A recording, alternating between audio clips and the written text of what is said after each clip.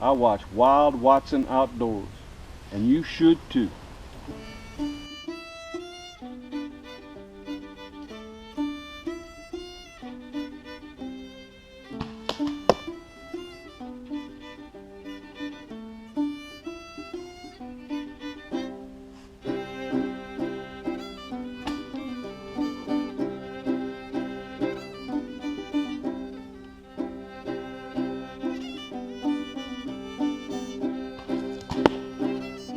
I like to hunt with traditional equipment.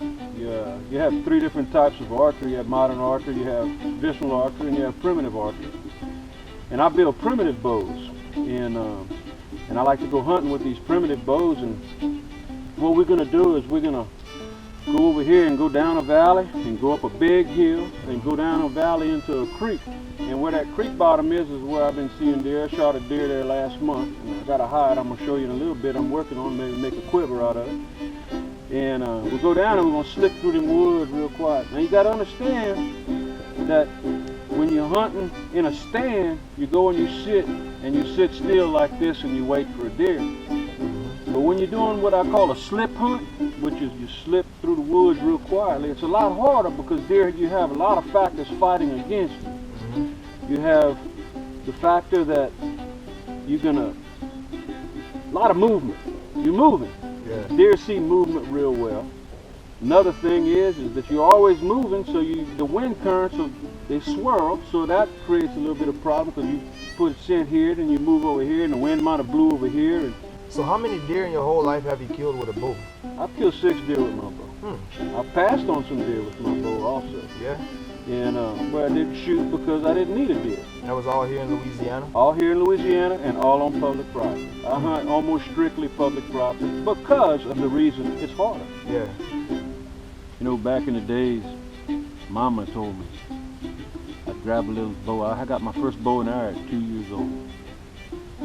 And I started shooting bows. I'd run around the house shooting my bow, shooting at this, shooting at that with the little suction cups on the end.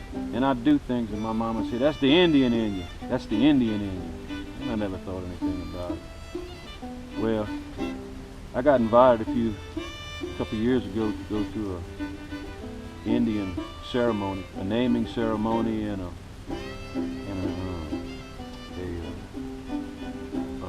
peace pipe ceremony. They call it. It's called a Bearer of the Sacred Pipe ceremony. And I played music in it, and I met the chief and what have you. And I was the keeper of the sacred ring of life and keeper of the fire. And this is how I got into building bows. Didn't have the money to buy a bow. And when I was over there, the chief says, "Well, you've been shooting a bow all your life, haven't you?" I said, "Yes, sir. I've been shooting traditional archery all my life, recurves, and had compounds and crossbows, but they just don't fit the bill for me. I like the stick and the string." And the chief says, "Build a bow." So I said, "Well, how you do it?" He says, "You know how a bow shoots? Build one." So I built a bow. I use these arrows that I'm working on.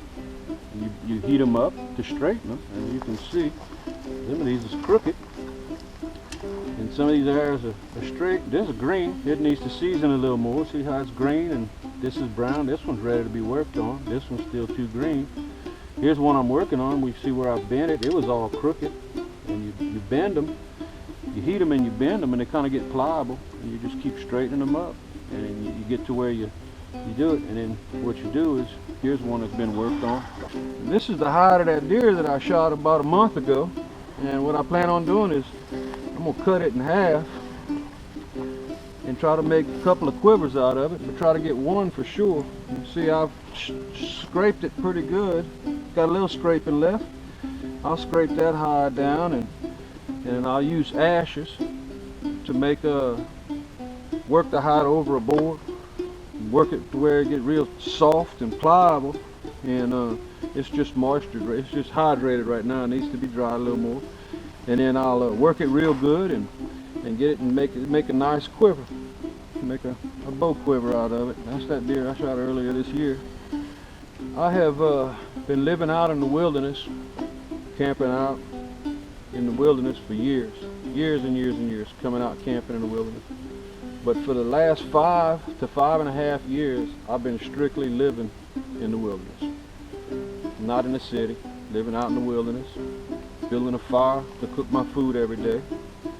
I go get my water, I have some good water, but I also have a what they call a Catterton water filter where I can filter water if I need water, where I can go to the creek and get water and do that.